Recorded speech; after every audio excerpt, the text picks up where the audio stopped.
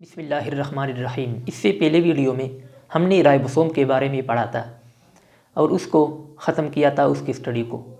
इसके बाद जो नेक्स्ट हमारा टॉपिक है, नेक्स्ट मुख्तलिफ़ किस्म के small bodies, small structure cell cytoplasm में मौजूद होते हैं जो कि स्मॉल साइज्ड होते हैं, उसको माइक्रो बॉडीज़ कहते हैं। अमूमन ये 3 किस्म के होते हैं। जब माइक्रोस्कोप डिस्कवर हुआ, इन्वेंट हुआ, माइक्रोस्कोप तैयार हुआ, इलेक्ट्रॉनिक माइक्रोस्कोप, तो फिर उसके ज़रिए मुख्तलिफ़ किस्म के स्ट्रक्चर ऐसे थे सेल में जो कि स्मॉल साइज़ थे, उसको ऑब्ज़र्व किया गया और उन्हें माइक्रो बॉडीज़ का नाम दिया गया। माइक्रो बॉडीज़ इसलिए उसको कहते हैं क्योंकि ये स्मॉल साइज्ड होते हैं। ये यूजुअली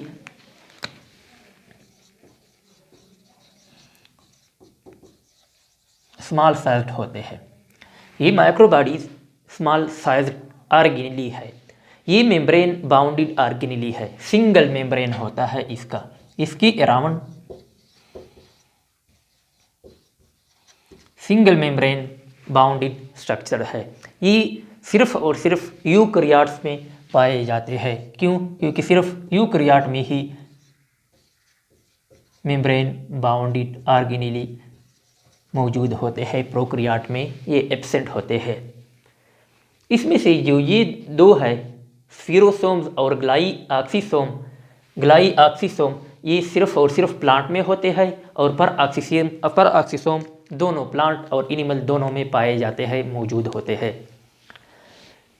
ये स्मॉल साइज्ड होते हैं, सिंगल मेम्ब्रेन बाउंडेड होते हैं और यूकैरियोटिक सेल्स की एक खसूसियत है कि ये सिर्फ उसमें पाए जाते हैं। एक और इम्पॉर्टेंट बात कि ये सिर्फ और सिर्फ स्फीरिकल होते हैं। अमूमन उससे स्फीरिकल शेप इसका होता है।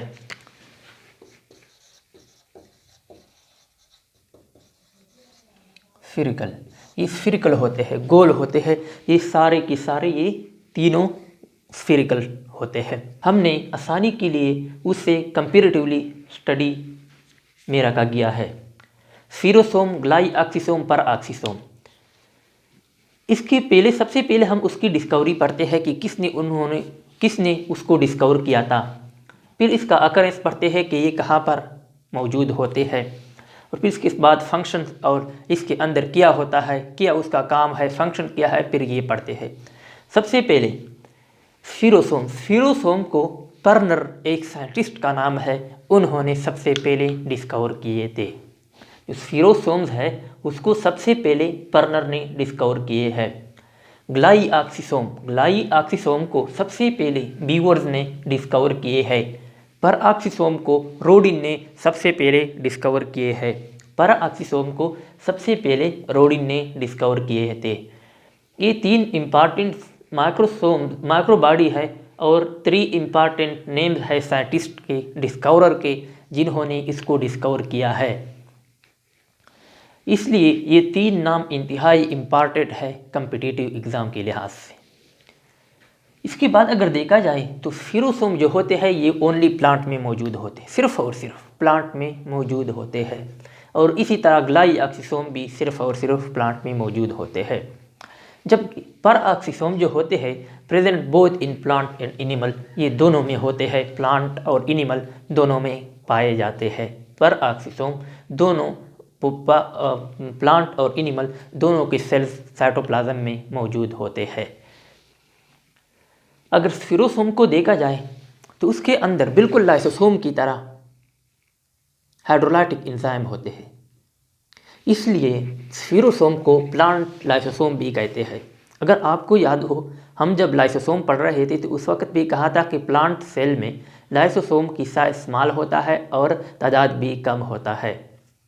तो जो ज़्यादातर जो फंक्शन होता है ये यही पर स्फीरोसोम इसकी जगह करता है, इसलिए स्फीरोसोम को प्लांट लाइसोसोम भी कहते हैं।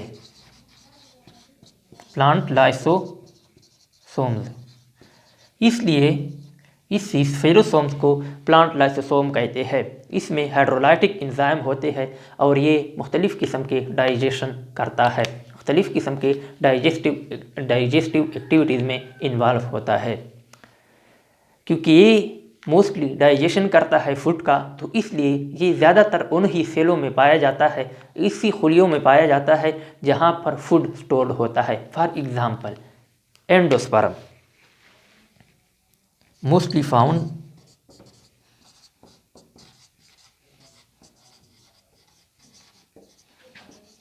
इन द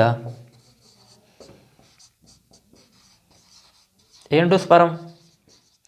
इसी तरह जो कार्टिलेडन के जो सेल होते हैं,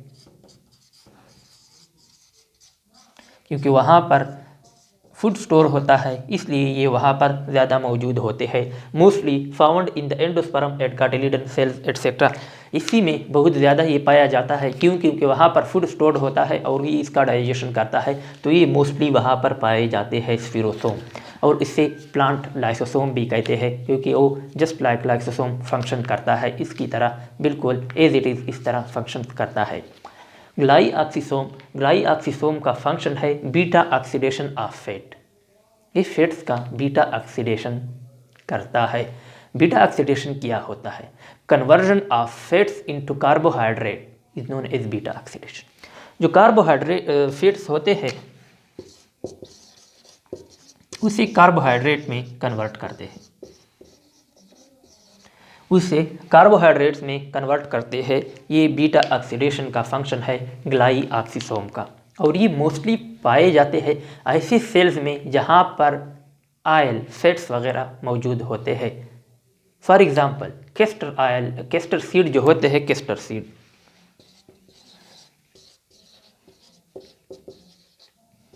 इसमें ये ज़्यादा पाए जाते हैं। इसके अलावा जो पीनट के जो सेल होते हैं इसमें भी ज़्यादा पाए जाते हैं क्योंकि इसका फंक्शन है conversion of fat into carbohydrate. तो यहाँ पर फैट्स होते हैं और इसको कार्बोहाइड्रेट में कन्वर्ट करते हैं, ये इसका फंक्शन है, इसलिए ये इन सेल्स में ज़्यादा पाया जाता है। और पर ऑक्सीसोम का अगर देखा जाए तो ये यूजुअली जो मोस्ट इम्पॉर्टेंट फंक्शन करता है वो फोटो रिस्पायरेशन यहाँ पर होती है। फोटो रिस्पायरेशन का एक रिएक्शन इसमें होता है, ये साइट प्रोवाइड करता है। ये यहाँ पर फोटो रिस्पायरेशन का एक रिएक्शन, एक केमिकल रिएक्शन इसमें होता है।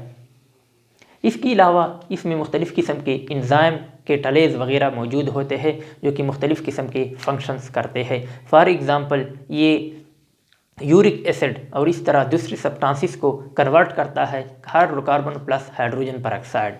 तो फिर ये हाइड्रोजन परऑक्साइड, फिर इसमें ऐसे एंजाइम मौजूद होते हैं जो कि फिर इसी हाइड्रोजन परऑक्साइड का ऑक्सीडेशन करके उससे H2O प्लस O2 में कन्वर्ट करता है। तो ये भी इसका फंक्शन है। तो ये थे माइक्रोबॉडीज, स्फीरोसोम, ग्लाइऑक्सिसोम, परऑक्सिसोम। ये तीन है माइक्रोबॉडीज। स्मॉल साइज होते हैं, only present in eukaryotic cell, spherical shape के होते हैं। 3 इंपॉर्टेंट नेम है उसकी डिस्कवरर की जो कि इंतहाई इंपॉर्टेंट है। तो इसके बाद हम इंशाल्लाह माइटोकॉन्ड्रिया को पढ़ेंगे।